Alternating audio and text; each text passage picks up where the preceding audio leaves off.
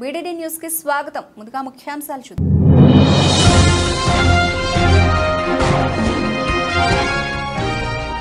చైనాను ముంచెత్తిన వరదలు 47 మంది మృతి.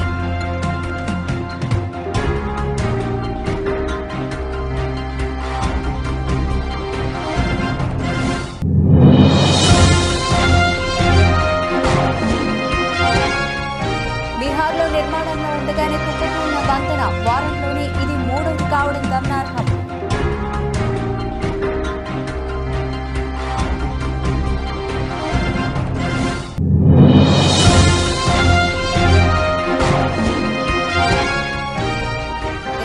జిల్లాలో వైసీపీ భవనాలు ఏంటి ఈ ప్యాలెస్ లో పిచ్చి అంటూ జగన్ పై నారా లోకేష్ ఫైట్.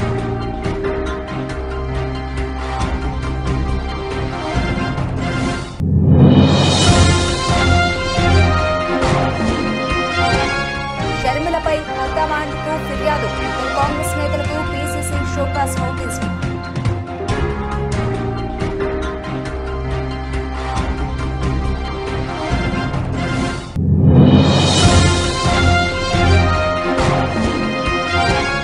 కల్కికి బెంబేలెత్తించే టికెట్ రేట్లు సామాన్యుడు చూడొద్దా అంటున్న విశ్లేషకులు.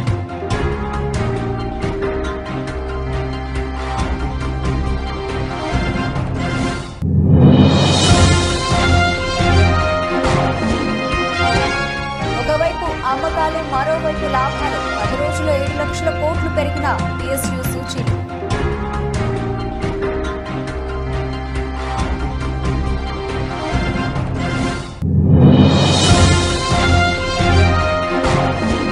వరల్డ్ కప్ లో సంచలనం. ఆస్ట్రేలియాను చిత్తు చేసిన ఆఫ్ఘనిస్తాన్.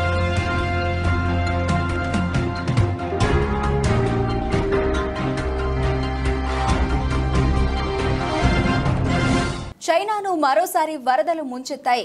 కుండపోత వర్షాల కారణంగా దక్షిణ చైనాలో వరదలు పోటెత్తాయి.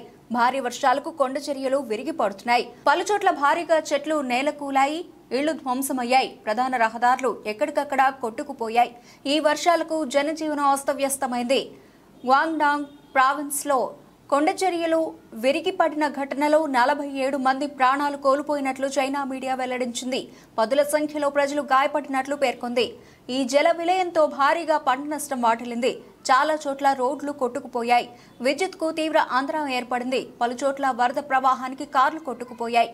వరద కారణంగా అప్రమత్తమైన అధికారులు రంగంలోకి దిగారు. వరద ప్రభావిత ప్రాంతాల్లోని ప్రజలను సురక్షిత ప్రాంతాలకు తరలిస్తున్నారు.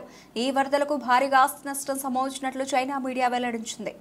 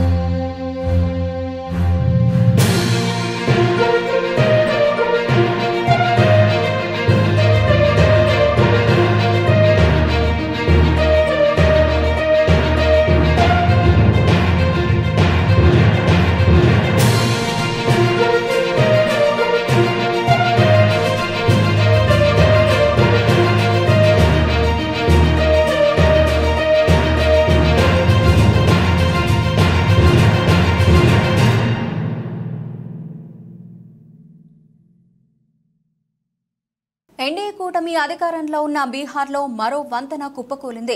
సివాన్ జిల్లాలో చిన్నపాటి వంతెన ఒకటి కూలి 24 గంటలు గడవక ముందే నిర్మాణంలో ఉన్న బ్రిడ్జ్ కూలిపోయింది.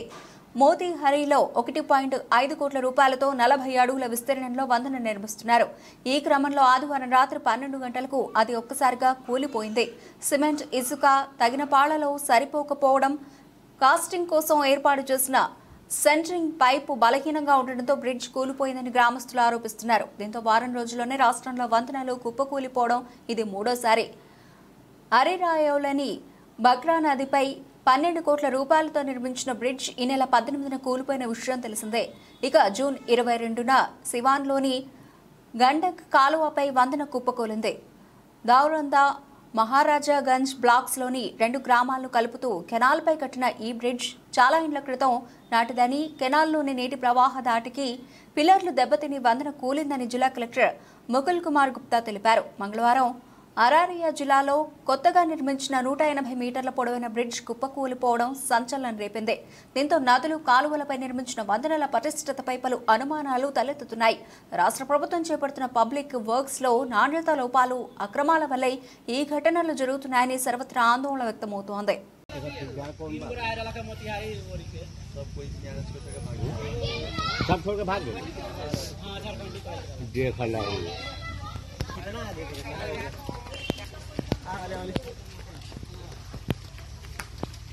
ఏపీలో ఇప్పటికే రిషికొండ ప్యాలెస్ వివాదం సంచలనం సృష్టిస్తూ ఉంటే ఊరూరా వైసీపీ ప్యాలెస్లు నిర్మిస్తోందని టీడీపీ ఆరోపిస్తోంది. బెంగళూరు, హైదరాబాద్, తాడేపల్లి, ఇడుపులపాయ ఇలా ఊరూరా రాజభవనాలను తలదన్నేలా సొంత ప్యాలెస్లను కట్టుకున్న జగన్ ఇప్పుడు ఏకంగా వైసీపీ ఆఫీసుల కోసం కూడా ప్యాలెస్లు కట్టిస్తున్నాడని పేర్కొంది. ఇది కూడా అనుమతి లేకుండా ప్రజాధనంతోనే నిర్మిస్తున్నారని ఆరోపించింది. ఏపీలోని 26 జిల్లాల్లో 42.24 ఎకరాల ప్రభుత్వ భూమిని తన పార్టీ ఆఫీసుల కోసం వైఎస్ జగన్ కేటాయించారని టీడీపీ తన ట్విట్టర్ ఖాతాలో పేర్కొంది. 688 కోట్ల రూపాయల విలువైన ఈ భూమిని కేవలం ఎకరానికి 1000 రూపాయల నామమాత్రపు ధరకే లీజుకు తీసుకున్నారని విమర్శించింది. ఈ స్థలంలో 500 కోట్ల రూపాయలకు పైగా ప్రజాధనాన్ని ఖర్చు పెడుతున్నారని తెలిపింది. ఈ 26 భవనాల్లో ఒక్క ప్రకాశం తప్ప ఏ భవనానికి కూడా అనుమతులు లేవని చెప్పింది. కాగా 26 జిల్లాలో వైసీపీ భవనాల నిర్మాణంపై ఏపీ మంత్రి నారా లోకేష్ కూడా తీవ్ర ఆగ్రహం వ్యక్తం చేశారు.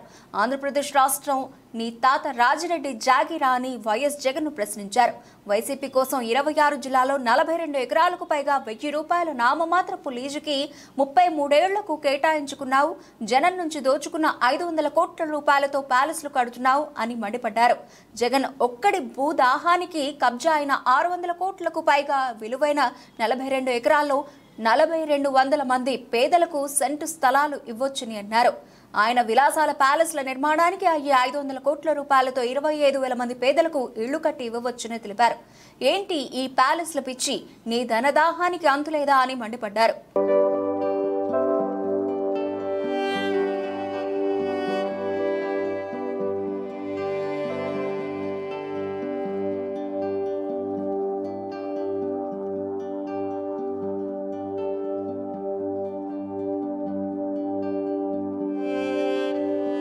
ఏపీ పీసీసీ వర్కింగ్ ప్రెసిడెంట్లు సుంకర పద్మశ్రీ, రాకేష్ రెడ్డిలకు కాంగ్రెస్ అధిష్టానం నోటీసులు జారీ చేసింది.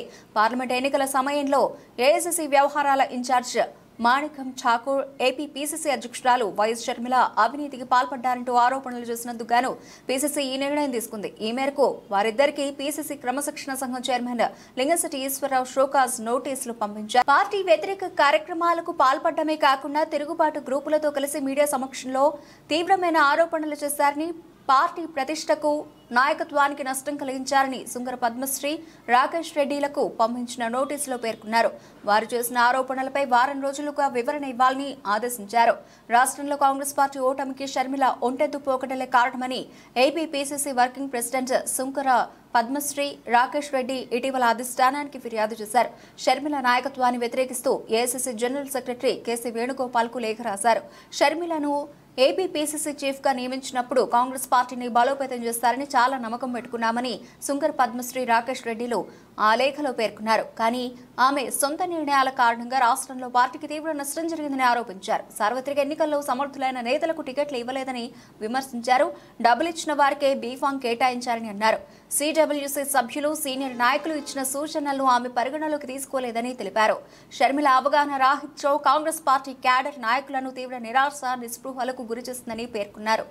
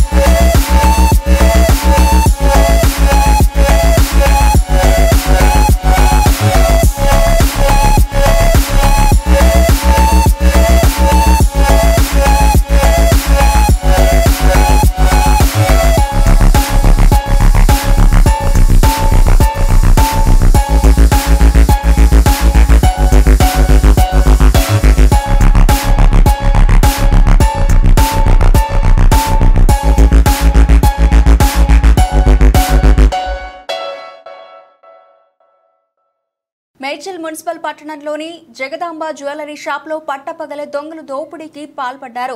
పోలీస్ స్టేషన్ పక్కనే గల జగదాంబ జ్యువెలరీ షాపులో గుర్తు తెలియని దుండగులు బుర్కా ధరించి షాపు యజమాని శేషారంపై కత్తితో దాడి చేశారు. అతడి ఛాతీపై పొడిచి షాపులోని నగలను తన బ్యాగ్లో వేయమని అరిచాడు. అనంతరం నగల షాపులోని బంగారు ఆభరణాలను దోచుకెళ్లారు. దుకాణానికి వచ్చిన ఇద్దరు దుండగుల్లో ఒకరు బుర్కా ధరించాడు. వారు పల్సర్ బైక్ పై వచ్చారు. బంగారు దుకాణంలో చోటు చేసుకున్న ఘటనపై సీసీ ఫుటేజ్లు రికార్డ్ అయ్యాయి. దీంతో దుండగులు ఫోటోలు వెలుగు చూశాయి. షాపు యజమాని ఫిర్యాదు మేరకు పోలీసులు అక్కడ చేరుకుని వివరాలు సేకరించారు. కేసు నమోదు చేసి దర్యాప్తు చేస్తున్నారు. అక్కడ ఒక జ్యువెలరీ షాప్ లో వచ్చి ఓనర్ వాళ్ళకి అటాక్ చేసి దాడి చేసి attempted to take away some things, కానీ అది సక్సెస్ఫుల్ కాలేదు. వాళ్ళు పారిపోయారు అండ్ అది బాగా వైడ్లీ రిపోర్ట్ అయింది. సో దాంట్లో మన సైబరాబాద్ సైడ్ నుంచి Medchal police, CCS and SOT కలిసి మల్టిపుల్ టీమ్స్ చేసి yesterday evening kala they had apprehended two of the offenders. Apprehend chesi వాళ్ళకి further interrogation and ఇన్వెస్టిగేషన్ చేసి వాళ్ళకి రిమాండ్ చేస్తారు. సో దీంట్లో 3 members were involved and one of them వాడు help చేశాడు వాళ్ళకి టు గెట్ ద వెహికల్లో తీసుకురావడం అండ్ అక్కడ అబ్జర్వ్ చేయడానికి. So rest of the details I will ask DCP crimes and DCP Medchal to tell you. So this was the case. అది it was being reported that బయట నుంచి ఉన్న వాళ్ళు బయట నుంచి వచ్చిన గ్యాంగ్స్ ఉన్నాయి, but it was all local people from Hyderabad. చెప్పేస్తాను అబ్బాయి వాళ్ళందరూ అలర్ట్ కావడం, అతను కూడా చోర్ అని ఆ ఓనర్ మొత్తుకోవడం తోటి అలర్ట్ అయ్యేసరికి వీళ్ళు కూడా పారిపోవడం జరిగింది. ఇమీడియట్ గా మనకి ఇన్ఫర్మేషన్ రావడంతో వితిన్ 10 to 15 minutes లో మన టీమ్స్ అన్ని కూడా పోలీస్ స్టేషన్ పక్కనే ఉండటము, అక్కడ ఉన్నటువంటి క్రైమ్స్, ఎస్ఓటి అందరూ కూడా ఇమీడియట్ గా టీమ్స్ ఫామ్ చేసుకుని దాదాపు 200 CC cameras entry exit points identify చేయడం. మనం చూస్తున్న ప్రాసెస్ లో బైక్ ఆ పక్కనే దగ్గరలో నియరెస్ట్ ప్లేస్ లో ఒక 1 kilometer దూరంలో దాన్ని పడేసిపోవడం, దాని తర్వాత దాన్ని బైక్ ని చూసినప్పుడు దాని నెంబరు అందరూ ట్రేస్ చేయడం, ఇమీడియట్ గా ఆర్టీఏ యాప్ లో పోయి ఆ ఓనర్స్ పర్టికులర్ చూసుకుంటే అది మన ఓయూ ఉస్మానియా యూనివర్సిటీ పరిధిలో ఉన్నటువంటి అప్సిగూడ ఏరియాలో అది ఒక 4 days బ్యాకే స్టోలెన్ అయింది. ఇమీడియట్ గా ఓనర్స్ ని కన్సల్ట్ చేసి అక్కడి నుంచి కూడా మనం సీసీ ఫుటేజ్ కలెక్ట్ చేసి దాని రూట్ అంతా కూడా ఓయూపీఎస్ నుంచి అప్ టు చాదర్గఢ్, మీర్ చౌక్, చార్మినార్ వరకు కూడా దాదాపు అన్ని టీమ్స్ ఫాలోఅప్ చేసి అక్కడ రీసెంట్ గా వీళ్ళు చాదర్గఢ్ లో అయినటువంటి రాబరీలో కూడా ఇన్వాల్వ్ కావడము, అప్పటికే మన వాళ్ళందరూ కూడా జైల్ రిలీజ్ పర్సన్ తీసుకోవడము, వాళ్ళ యొక్క ఇంటరాక్షన్ రిపోర్ట్స్ స్టడీ చేయడము, ఎక్కడైతే సీసీ ఫుటేజ్ క్లారిటీ వచ్చిందో అక్కడ ఈ పర్సన్ చాదర్గఢ్ లో ఇన్వాల్వ్ అయిన పర్సన్ ఐడెంటిఫై చేసుకొని ఇమీడియట్ గా ఐఆర్ లో ఉన్న నెంబర్స్ ఆధారంగా మనం A1 ని అజీజ్ కొటాడియా అని మనం ఐడెంటిఫై చేసి పట్టుకోవడం జరిగింది. ఫస్ట్ అసలే ప్రభాస్ సినిమా, అందులో అమితాబ్ బచ్చన్, దీపికా పదుకొనే, కమల్ హాసన్ లాంటి భారీ తారాగడం. బడ్జెట్ ఏమో 700 కోట్ల రూపాయలు. విజువల్స్ చూస్తే హాలీవుడ్ స్థాయికి ఏమాత్రం తక్కువగా లేవు. ఇలాంటి సినిమా అంటే టికెట్ రేటు కొంచెం ఎక్కువైనా ప్రేక్షకులు వెనకాడరు. మామూలుగానే పెద్ద సినిమాలకు రేట్లు పెంచుతారు కాబట్టి కల్కి విషయంలోనూ ఎక్కువ రేట్లు పెట్టి టికెట్లు కొనడానికి ప్రేక్షకులు రెడీగానే ఉన్నారు. అయితే ఈ చిత్రానికి మామూలుగా పెద్ద సినిమాలకు పెట్టే దానికంటే ఎక్కువ ధరలే పెట్టాల్సి ఉంటుంది. తెలంగాణ వరకు ఈ సినిమాకు టికెట్ల ధరలు ఖరారయ్యాయి. సింగిల్ స్క్రీన్లలో 75 రూపాయలు, మల్టీప్లెక్స్లలో 100 రూపాయల రేట్లు పెరగనున్నాయి. రెగ్యులర్ షోల వరకు ప్రీమియం సింగిల్ స్క్రీన్లకు ట్యాక్స్లతో కలిపి 265 రూపాయలు, మల్టీప్లెక్స్లకు 413 రూపాయలుగా రేట్లు ఫిక్స్ చేశారు. అయితే కల్కి 3D సినిమా కాబట్టి 3D గ్లాసులకు అదనపు ధర చెల్లించాల్సి ఉంటుంది. హైదరాబాద్లోని ప్రసాద్ మల్టీప్లెక్స్లో టాప్ క్లాస్ 3D గ్లాసెస్ కు 100 రూపాయల దాకా తీసుకుంటారు. అంటే కల్కి సినిమాను అక్కడ చూడాలంటే 513 రూపాయలు పెట్టాల్సి ఉంటుంది. ఇదిలా ఉండగా కల్కికి తెలంగాణలో తెల్లవారుజామున 5:30 ప్రీమియర్ షోలు వేయబోతున్నారు. మామూలుగా తెల్లవారుజామున షోలకు రెగ్యులర్ రేట్లు ఉంటాయి, కానీ కల్కికి మాత్రం 5:30 షోలకు స్పెషల్ రేట్లు పెడుతున్నారు. దీని ప్రకారం సింగిల్ స్క్రీన్లు, మల్టీప్లెక్స్లు అన్నింటికీ కలిపి ఏకమొత్తంగా రూపాయలు అదనపు రేటు పెట్టేశారు. సింగిల్ స్క్రీన్ ధర 377 రూపాయలు కాగా మల్టీప్లెక్స్ టికెట్ రేటు 495 రూపాయలుగా ఉండబోతోంది.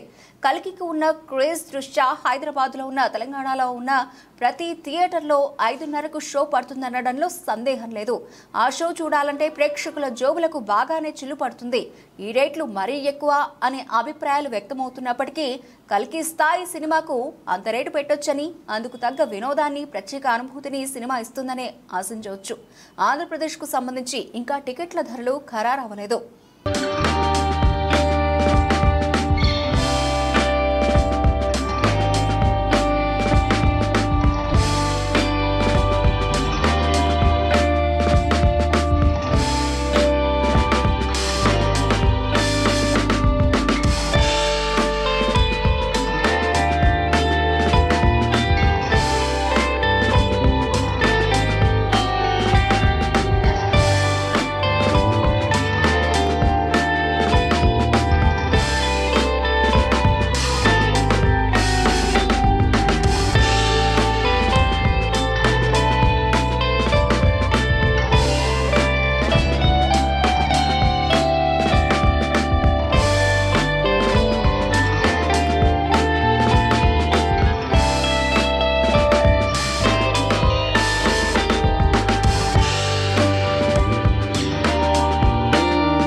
సంస్థలను పూర్తిగా వదిలించుకోవడమే ధ్యేయంగా పనిచేస్తున్న కేంద్ర సర్కారుకు ఆయా సంస్థల షేర్లు రాకెట్ వేగంతో దూసుకుపోతూ ఉండడంతో మెంగుడు పడడం లేదు.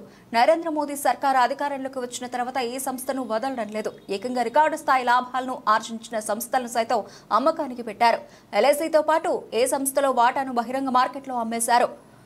మరోవైపు ఈ సంస్థల షేర్లు రాకెట్ వేగంతో దూసుకుపోతున్నాయి. నరేంద్ర మోదీ సర్కారు మూడోసారి అధికారం చేపట్టిన నాటి నుంచి ఆయా సంస్థల షేర్లు భారీగా లాభపడ్డాయి. ముఖ్యంగా గత 10 రోజుల్లో పిఎస్యుల షేర్లు 7 లక్షల కోట్ల రూపాయల మేర పెరగడం విశేషం. పిఎస్యులను తెగనమ్మేస్తామని ఇటీవల కేంద్ర ఆర్థిక మంత్రి నిర్మలా సీతారామన్ స్పష్టం చేసినప్పటికీ ఆయా షేర్లు మాత్రం మదుపర్లు ఎగబడి కొనుగోలు చేస్తున్నారు. ఆయా సంస్థలు పెట్టుబడులు పెడితే భవిష్యత్తులో అధిక రాబడి వచ్చే అవకాశం ఉంటుందన్న అంచనాతో దేశీయ, విదేశీ మదుపర్లు అధికంగా కొనుగోలు చేస్తున్నారని మార్కెట్ విశ్లేషకులు వెల్లడిస్తున్నారు. వీటికి తోడు ప్రస్తుత ఆర్థిక సంవత్సరం తొలి త్రైమాసికంలో పిఎస్ఈలు అంచనాలకు మించి రాణించడం కూడా మదుపర్లలో ఉత్సాహాన్ని నింపింది.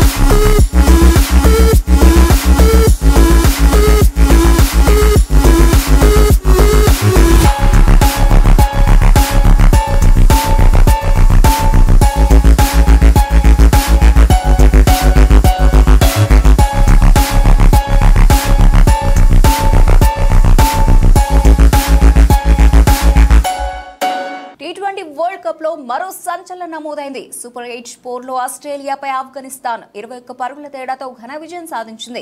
తొలుత బ్యాటింగ్ చేసిన ఆఫ్ఘన్ 20 ఓవర్లలో 6 వికెట్ల నష్టానికి 148 రన్స్ చేసింది. ఓపెనర్లు గుర్బాజ్, ఇబ్రహీం జద్రాన్ అర్ధ సెంచరీతో అదరగొట్టారు. ఆసీస్ పేసర్ ప్యాట్ కమిన్స్ టీ20 ప్రపంచ కప్లో వరుసగా రెండోసారి హ్యాట్రిక్ వికెట్లు తీశారు. కాగా స్వల్ప లక్ష్యాన్ని ఛేదించడానికి ఆసీస్ బ్యాట్స్మెన్ అష్టకష్టాలు పడ్డారు. ఆఫ్ఘన్ బౌలర్ల ధాటికి సహచరులంతా వెనుతిరుగుతున్న గ్లెన్ మ్యాక్స్వెల్ ఒంటరి పోరాటం చేశాడు. 59 పరుగులు చేసిన అతడు అవతలి ఎండ్ నుంచి సపోర్ట్ లభించకపోవడంతో జట్టును విజయ తీరాలకు చేర్చలేకపోయాడు. చివరికి 19.2 ఓవర్లలో 127 రన్స్ మాత్రమే చేసిన ఆసీస్ ఓటమిని మూటగట్టుకుంది. జట్టులో Mitchell Marsh, Maxwell, Marcus Stoinis మాత్రమే 2 అంకెల స్కోర్లు చేయడం గమనార్హం. ఆఫ్ఘన్ విజయంలో బౌలర్ విల్బాదిన్ నైబ్ కీలక పాత్ర పోషించాడు. 20 పరుగులు మాత్రమే ఇచ్చి 4 కీలక వికెట్లు పడగొట్టాడు. నవీన్ ఉల్ హక్ 3 వికెట్లు తీయగా రషీద్ ఖాన్, అమర్ జాయ్ చెరో వికెట్ తీశారు. దీంతో గ్రూప్ 1లో చెరో గెలుపుతో ఆసీస్ ఆఫ్ఘన్ సెమీస్ రేస్లో నిలిచాయి. భారత్ ఇప్పటికే సెమీస్ బెర్త్ను దాదాపు ఖరారు చేసుకునే విషయం తెలిసిందే.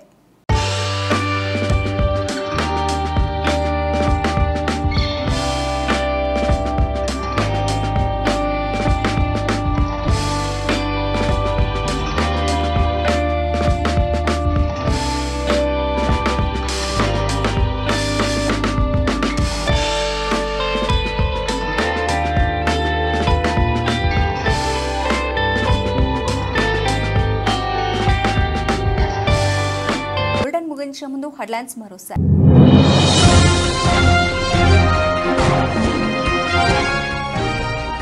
చైనాను ముంచెత్తిన వరదలు 47 మంది మృతి.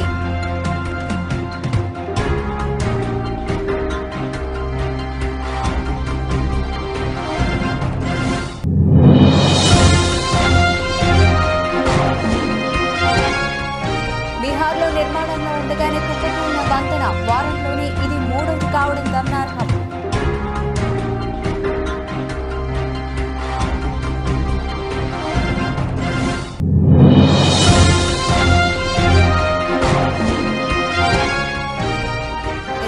జిల్లాలో వైసీపీ భవనాలు ఏంటి ఈ ప్యాలెస్ల పిచ్చి అంటూ జగన్పై నారా లోకేష్ ఫైర్.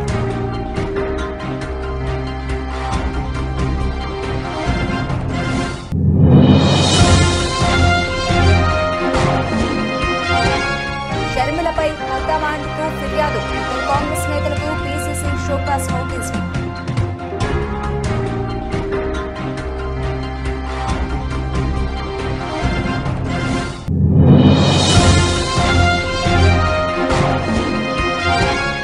కల్కికి బెంబేలెత్తించే టికెట్ రేట్లు సామాన్యుడు చూడొద్దా అంటున్న విశ్లేషకులు.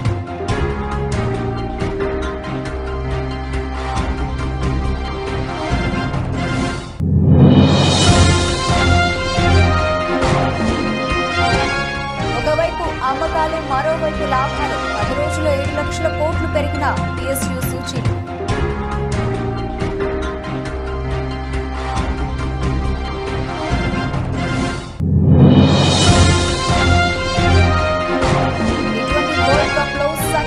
ఆస్ట్రేలియాను చిత్తు చేసిన ఆఫ్ఘనిస్తాన్.